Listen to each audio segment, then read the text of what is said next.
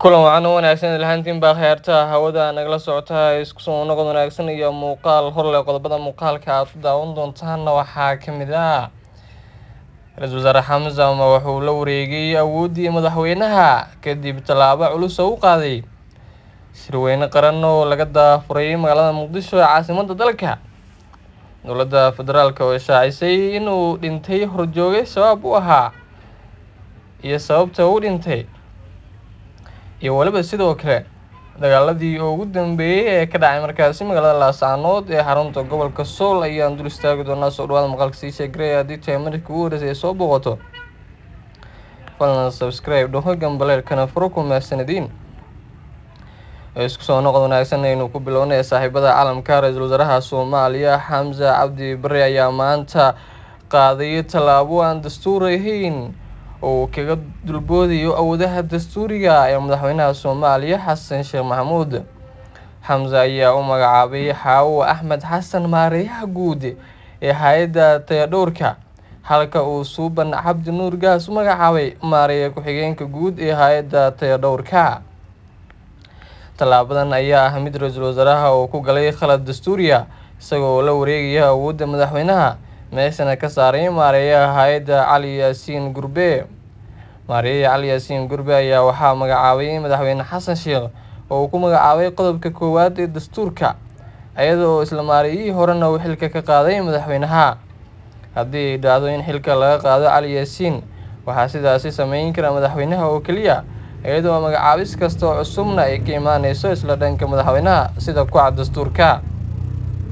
haddaba su-aasha waxay tahay xaggee ra-iisul wasaare Xamza ka keensaday awoodda uu ku magacaabay maareeyaha cusub? waxaa sidoo kale isweydiin mudan goorma ayaa xilka laga qaaday maareeyaha Cali Yaasiin. arrintan waxay u baahan tahay in madaxweynaha uu soo farageliyo islamarkaana iyadoo dastuurka dalka, haddii kale waxay ku noqon doontaa calaamad su-aal aan ka harin.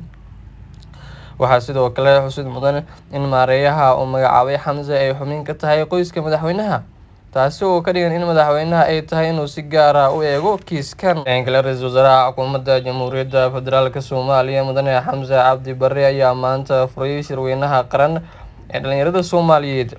shirkan oo ahaa kii 9aad ayaa socon doona muddo 3 maalin ah, waxaana qorsho in lagu dhaqangeliyo siyaasadda qaran ee dhalinyarada. shirweynaha ayaa waxaa sidoo kale kasoo qayb galay boqolaal dhalinyaro oo isaga kala yimid gudaha iyo dibadda, iyadoo lagu soo bandhigayo siyaasadda qaran ee dhalinyarada oo ka turjumayso baahidooda. ra-iisul wasaaraha ayaa tilmaamay in horumarka dalka ay hortaagan yihiin 4 waxyaabood oo haddii aan wadajir looga gudbin aan la sameyn karin wax horumar ah, kuwaasi oo kala ah amni xumo, qabyaalad, musuqmaasuq iyo maandooriye.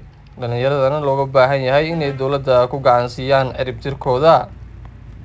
mudane Xamza ayaa ammaanay doorka dhalinyarada Soomaaliyeed ay kaga jiraan difaaca dalka, gaar ahaan kuwooda aqoon-yahanka oo kaalin mug leh ka qaadanaya amniga dalka, dowlad dhiska iyo dagaalka lagula jiro kooxaha khawaarijta. sidoo kale waxa uu tilmaamay halkay dhalinyaradu uga jiraan nolosha bulshada, ayuu sheegay in dal aan lahayn xuduud dhalinyaro oo xoog leh uusan horumar gaari karin. Xamza ayaa ugu dambeyntiina waxa uu ku ammaanay wasaaradda dhalinyarada iyo ciyaaraha abaabulka iyo isku keenidda dhalinyarada Soomaaliyeed si ay afkaartooda ugu biiriyaan dowlad dhiska. si kastaba, xukuumadda federaalka ee dan qaran ayaa daal xoogan ugu jirto sidii ay dhalinyarada Soomaaliyeed ugu abuuri lahayd fursado shaqo, sida uu ka dhawaajiyay ra-iisul wasaare Xamza. kale dowladda federaalka Soomaaliya ayaa shaacisay in madaxdii kooxda Al-Shabaab u qaabilsanaa zakawaadka ee gobolka Galgaduud uu istaag u dhintay kadib markii uu orod uga baxso islaha ciidamada xoogga dalka. horjoogahan oo lagu magacaabi jiray Mahad Agaduub ayaa waxaa gacanta kusoo dhigay ciidamada xoogga dalka kadib howlgal ay ciidamada ka sameeyeen deegaanka Tawfiiq oo 15 kiiloomitir dhanka waqooyi kaga beegan Galcad. ninkan ayaa si gaar ah wuxuu ku magacoonaa madaxdii zakawaadka deegaanada Meexaan, Tawfiiq, Cali Afrax, Budbud, El Reydab ee gobolka Galgaduud sida ay shaacisay dowladda federaalka Soomaaliya. Mahad Agaduub ayaa markay gacanta kusoo dhigeen ciidamada xoogga dalka waxaa soo weeraray oo ciidankii soo qabtay ninkan kusoo qaaday weerar arbushad ah koox ka tirsan Al-Shabaab, iyadoo markaasi uu isku dayay inuu ka baxsado gacanta ciidanka.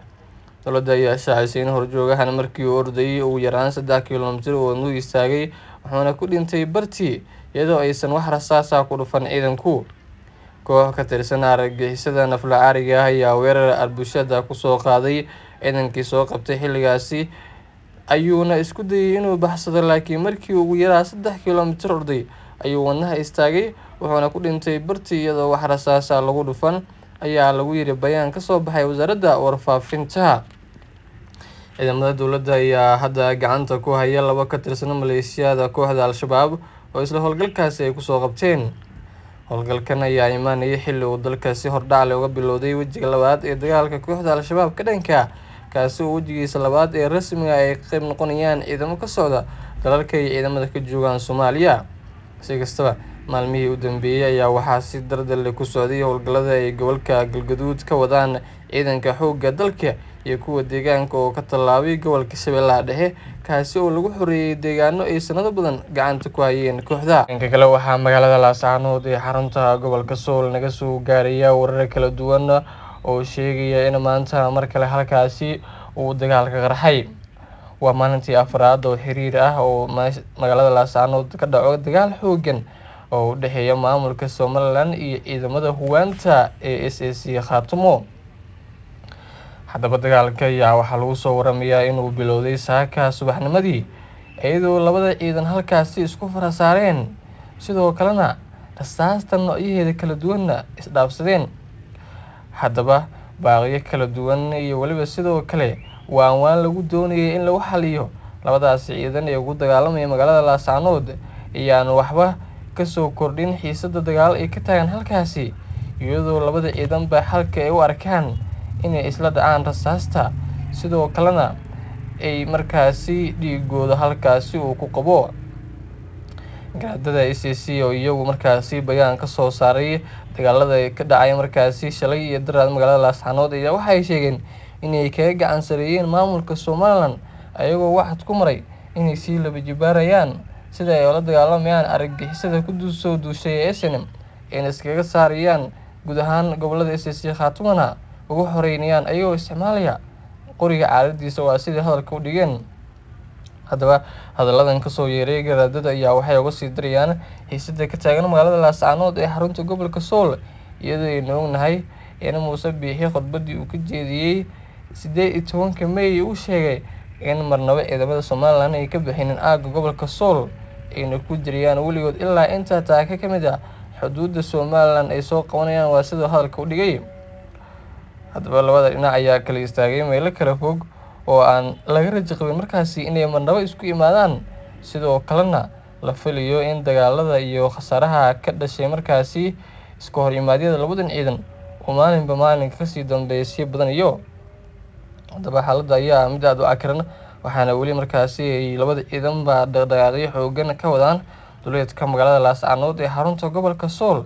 Sidoo kale ma cadda khasaaraha rasmiga ah ee ka dhashay dagaalkii maanta dib uga qoray halkaasi uu dagaal u dhaco, khasaaro iyo faa'iido uu keenaynin, balse ma cadda tirada rasmiga ah ee ku dhintay, balse dhaawacyadu ayaa markaasi mid aad u badan.